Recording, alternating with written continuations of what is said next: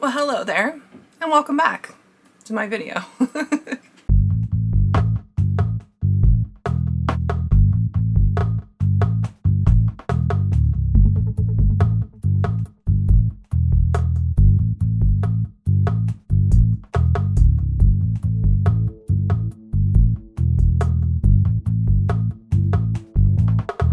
So, we're back. We are a month in to my restarting a restart of a restart, and I'm a few days late. I had filmed a 2-week update video, but I felt like my energy was a little low, so I'm gonna put a little bit of a clip in of what I did then, but then I thought, well, let me just go ahead and get through the full month. And then I'll film another video. And then on the 30th, I got sick. Fever and everything. You can still kind of hear it in my voice. So I'm recovering, but that happened. So I'm a few days late.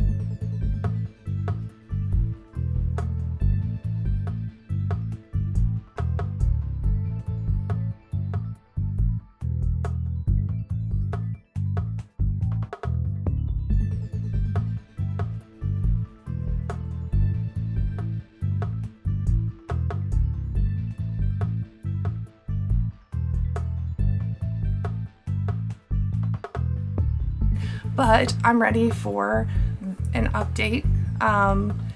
And so far, I can just say that I am plugging along. I'm gonna keep going, and I am going to do my best to continue to be mindful of my mind, body, and spirit. But as of right now, I will not waste anyone's time and put up my original stats from day one, January 1st, and measurements and weight, and what I am as of today, which is February 4th. It may take me a few days to edit this video and get it out, but it's February 4th today. What have I been doing? Well, let's just start out with 2 weeks ago me, to tell us a little bit about what was going on 2 weeks ago. It's been 2 weeks since the last video. And it has been up and down. This is always true to life, God's honest truth videos. So let's get into it. If you watched the last video where I restarted my fitness health journey, I described that I was going to commit to 3 main pillars or goals for this year. 1 being education, 2 being self-care, and 3 being movement.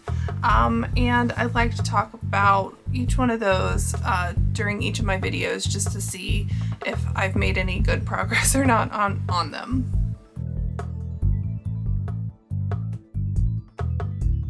In the last 2 weeks, I read a book called Food, What the Heck Do I Eat? By a absolutely brilliant man with kind of an unfortunate name, Dr. Mark Hyman. It is what it is. In this book, Dr. Hyman breaks down the food science behind every major food group that we eat, and whether or not it helps us or it harms us. For the most part, I feel like he does an incredible way of explaining it to those of us who may not have a ton of anatomy and physiology knowledge, or just general chemistry, which I feel like when you start talking about hormones and stuff like that, it all gets a little complicated. But I think he does a great job of explaining everything. I really enjoyed the book. I was pretty riveted the whole time I was listening to it. So I have a list here of his chapters. So I'm going to let you know all the things that he covers. Meat, poultry and eggs, milk and dairy, fish and seafood, vegetables, fruit, fats and oils, beans, grains, nuts and seeds, sugars and sweeteners, beverages, and then he goes into sum everything up to kind of suggest a diet that he's created, which is called the Pegan diet. And the Pegan diet is like a hybrid of vegan and paleo, where 75% of your food and nutrients comes from plant sources and 25% of it comes from animal sources. But those sources all should be high quality and sustainable. He talks a lot about the industries and the big farms that we get our food from the grocery stores mostly, and digs a little bit into kind of how it hurts the planet and those types of things, and gives a lot of sources and resources on where to find sustainably sourced and ethically raised meats, beef, poultry, seafood even.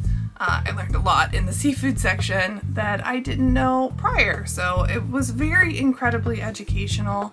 I really enjoyed it, to be quite honest. I feel like I learned a lot, and I feel like it satisfied my pillar of education for this first update.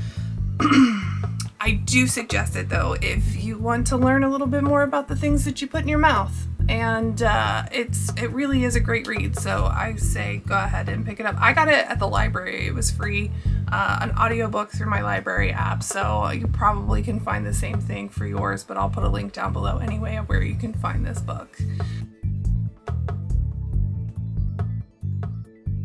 Second pillar, self-care. I think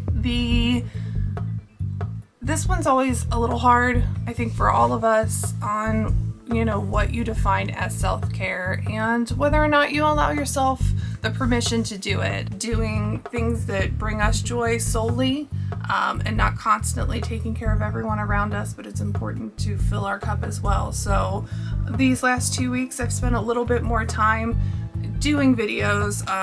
It's a long process to edit a video, so I recently had one that I filmed with my kids back in July, and I just finished that out and put it out today. For me, that's fun, and it is something that I have to do on my own by myself, so it gives me a little bit of space to kind of hyper focus on something and just do something directly for me. I really only put these videos out for me because I enjoy doing it, because I only usually get a couple of hours in the evenings to do it if your girl isn't a sleepy pea and already in bed, which I do also like to do that. That would be part of self-care, and I'll tell you what, if I have been tired, my butt's been going to sleep. Simple as that. Just putting down the phone, turning off the TVs, taking some deep breaths, relaxing, and getting incredible night's sleep. We'll keep working on that, and we'll check back in later on the self-care thing. But that's the best I could do. If you guys have any suggestions on super easy things that maybe most of us don't think about with self-care, or what you think a busy person with a full-time job and small child and just a bunch of things going on, like what do you think is the easiest that you do for self-care? I'd like some suggestions just to be able to sprinkle some stuff in. That would be really great.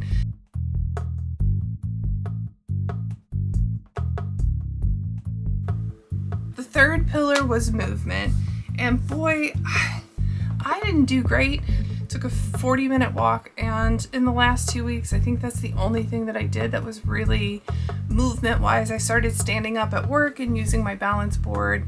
Got a lot of questions from people because, like I said, I had it under my desk, and I had a standing desk, but I don't use it very often. So people are like, "What is that? What are you doing?" And I'll put a picture of what a balance board is here. But it's basically just something you stand on that's a little unstable, so you have to make all these little micro movements. So I did do that more than I have in the last 2 years or so. Try to set a little reminder to go ahead and stand up and pull out my balance board at work so I wasn't constantly sitting. But I'll tell you, as soon as it gets really busy or I have to do math of any sort, I feel myself automatically sitting down. For whatever reason, it's like I can't concentrate. So I think it's really just a habit thing. I'm gonna have to keep working on that. Last but not least, I think we always have to talk about one of the things that's probably the most important, which is nutrition and the changes that I have made, because nothing's ever going to change unless I change. So these last 2 weeks have been pretty good, okay. I have mostly been eating under a certain window. But that's kind of normal for me. I usually don't eat until 1 or 2 in the afternoon, and then I stop eating around 8 p.m. in the evening.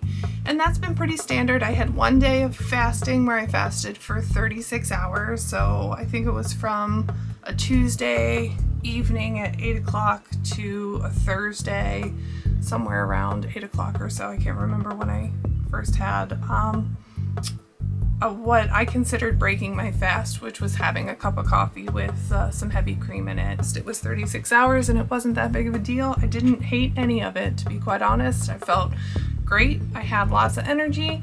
I slept well, so it was good to go. But that was the only day that I fasted completely, like an alternate day thing.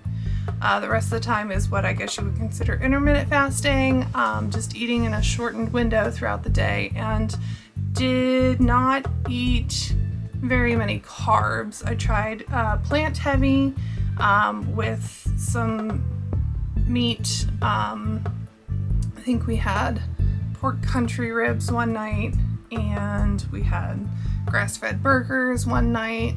One night we had just all vegetables. I think we had a bunch of Brussels sprouts and huge salads. That's just what we ate for dinner.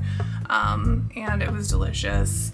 I usually put mozzarella cheese and tomato on my salad and make it like a Capri salad. So, yeah, we did really well.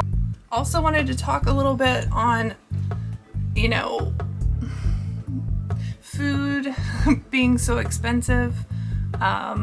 We ended up spending like $550 one week on groceries, and we really didn't buy anything insane or crazy. It just felt like every time we went to the grocery store, it got more expensive and more, like, no matter what we did, it felt like we would buy a little less and we would spend a little bit more, and I don't know what's going on there. So we sat down and talked about it and ended up starting to try Misfit Market. I don't know if you've ever heard of it, but I'll put a link down below. Obviously this is not a sponsored video because like 4 people watch it, but I just wanted to say that we get all of our produce from Misfit Market, and it comes every week. So we've done it, we've gotten 1 delivery so far, and they've already shipped my second one. I'll get it on Wednesday, and it was good. There was nothing in the box that was even that weird. I think they kind of promote themselves as saving Misfit fruits and vegetables, things that are ugly. But all of our fruits and vegetables looked pretty normal, and everything was delicious, organic, and kind of 25% less on average than what we would buy at the grocery store. There are options out there, is all I'm saying, for getting our produce in ways that maybe you hadn't thought of before. I certainly never thought that I would be having my groceries delivered to my door, but here we are.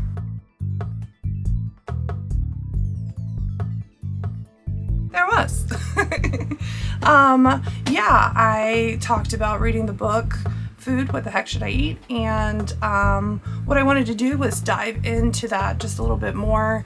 I wanted to kind of also throw up here the Food, What the Heck Should I Eat website. It's called foodthebook.com/resources, and it is actually pretty amazing with a ton of resources that he cites throughout his book when it comes to just talking about food in general and studies, and then also where to find sustainably raised beef, pork, fish, vegetables. The book is where I had found the Misfit Market, which we've gotten 3 or 4 deliveries of that so far, and we love our Misfit Market. That's where we get all of our vegetables from and some of our grass-fed beef.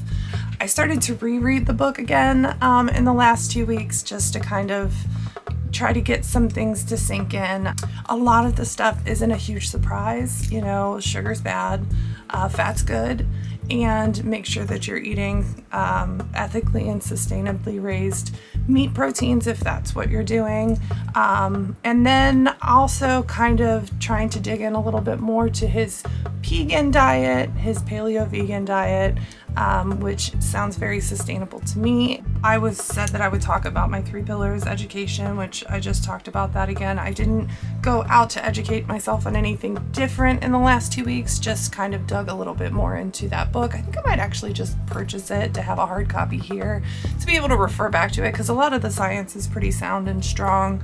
And I know that nutritional science changes and evolves all the time, but so far this stuff feels pretty solid, and I like the idea of not demonizing meat eaters, but being a little bit more responsible with where you get your food waste, and how animals are treated.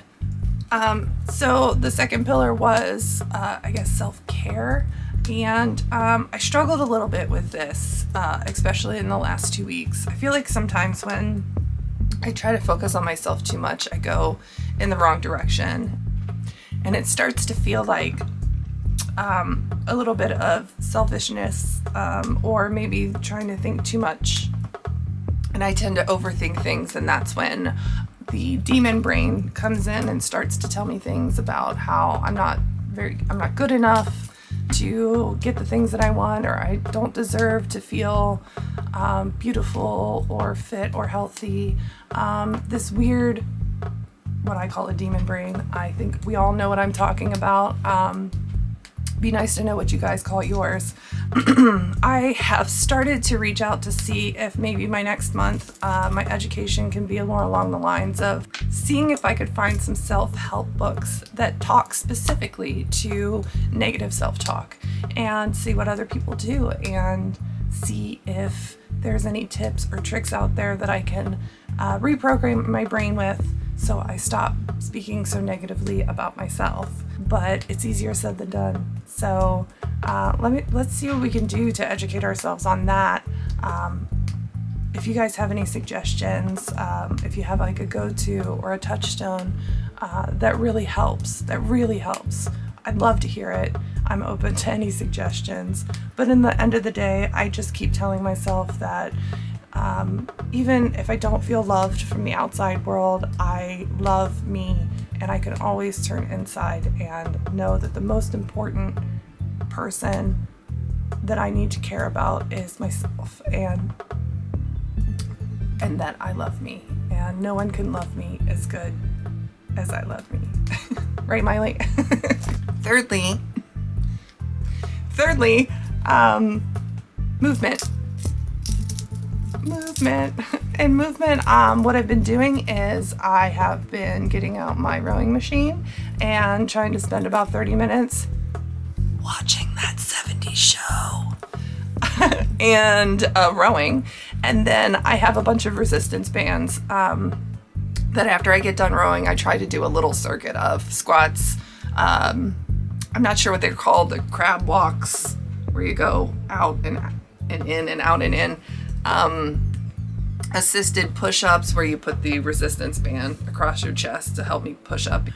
So those are the exercises that I have been doing this month. I like them. They're pretty sustainable, and I need to start doing them more, but I got sick. And I was probably sick for a few days before, and definitely sick a few days after. So I kind of popped off doing some of the exercises because I would literally come home right from work and go to bed. I was wondering why I was so tired.